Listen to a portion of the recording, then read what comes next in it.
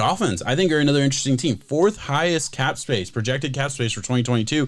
And, I mean, they give some moves to be made. And I feel like they have a really good roster, I was going to say, rant and rave on them, bro. It's okay. It's your team. Listen, and obviously, I am a Dolphins fan and all those other things. It all is dependent on Tua this year. All the pieces are in place. We have the wide receiver core. We are 3 good wide receivers on that football team. Obviously, finished up with a Jalen Waddle at 6 overall. Great pick, right? We have. I feel like I genuinely believe a Jalen Phillips is going to be the centerpiece of that defense in the next couple of years. I think he's that kind of guy. I really believe that, and I could be wrong there. But you look at that defense as a whole. They're built through their DBs, and when you have, I mean, they're 3-4 deep on DBs as far as like guys that can. You have the top two paid cornerbacks in the league right now, still have the cap space to afford them. And then we have some younger guys that I trust on islands, not against some of the top wide receivers in the NFL. But they're 3rd and 4. But at 3rd and 4, yeah, I trust them on islands. They want to play man-to-man and do a lot of unique things with their linebackers and defensive ends. It doesn't even matter if Jalen Phillips hits or not. I think they're going to be a really dangerous football team. They were last year. Their defense was really good last year, and I think they finished up bringing in the last couple pieces that they needed to bring in to really be that, Patriots defense in the South. I mean, we call them the South Patriots for a reason, and it all does depend on, can Tua develop. If he can, I mean, we got some money next year. We can afford to go buy a big running back if our running back situation doesn't improve. We didn't really address it with any serious money or picks or anything like that this past year. We can afford to go get a top lineman if we need to. Whatever we need going into next year, because you got to remember, this is the 3rd year of a 3-year rebuild, right? So this year wasn't supposed to be awesome. This is the year that we're supposed to see some success, maybe flirt with playoffs. We're ahead of schedule because we were flirting with playoffs last year when we weren't supposed to be.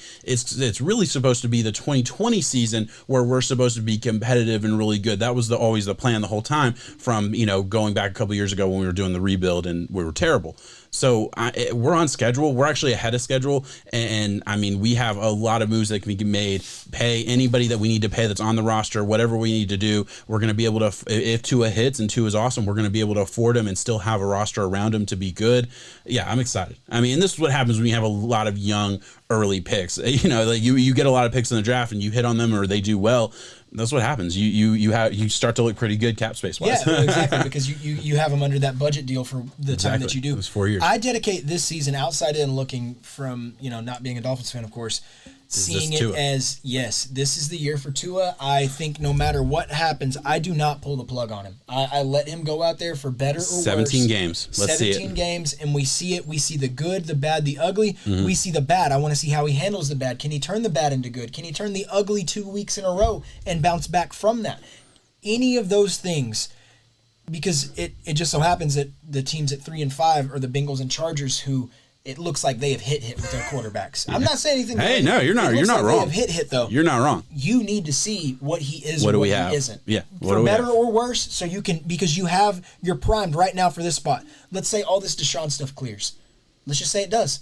You can pay him. You can make him the number one paid quarterback. We still technically have assets, not as many as we did, obviously. This past offseason. If he wants out or they want him gone, you can pay the number one play. We can afford to pay him. We can afford to pay him. We could send Tua over there, and we could give 3 first-round picks over the next 2 years to go get him. I mean, yeah, we have just as many assets as anybody else. Isn't even a fraction of that, but yeah, exactly. Well, yeah, that's what I'm saying. That's why you need to dedicate this year, figure out what he is or isn't. So maybe you can move on and go forward, because you're making me happy. I'm glad I'm not crazy. I would hate to see such a good young roster turn into just getting aged, and you pay the guys you probably shouldn't here and there. That happens with every single team. Mm-hmm. Right now you have a window, and man, it's opening, and you're finally getting the air. You're finally getting it as a Dolphins fan. And by the way, I mean, let's just talk about one last thing before we move on. You want to talk about how to rebuild, how to build a roster from the bottom up. I think the Dolphins, they just taught a master class to the rest of the NFL on how to attack the draft, how to attack free agency, how to take a team that was in the gutter, terrible. We knew we were bad. Everybody knew we were bad. How to take a gutter football team, band together, take every player that remember that 2019 offseason. Every player that wasn't buying in, every player that had an issue, all of these things. Yeah, it sucks that we sent a Minkah Fitzpatrick away, but I think it helped the culture more than a Minkah Fitzpatrick would have helped on the field at that time. Because were we going to be significantly better with him? I mean, come on, maybe a little, but I mean, at the end of the day, we still weren't going to be a good football team. Love to have him now. Would love to have him now. And I think, he was going to be a big part of that. But you trade him because he wasn't fitting in the culture. He wasn't buying in. And at the end of the day, I think that was more important. He wanted to be good now. Yeah, of course. And hey, I don't blame him. No, exactly. He's got to make the best decision for him. It's hard. I have no hard feelings. Y'all made the right choice. You made the choice at the time that was just like, damn, why? But we got a first round pick out of it. We're able to turn it into a left tackle. So, I mean, we'll see what happens there. It's just another piece. So I don't know. I think it's a masterclass. I really think they could not have done anything better.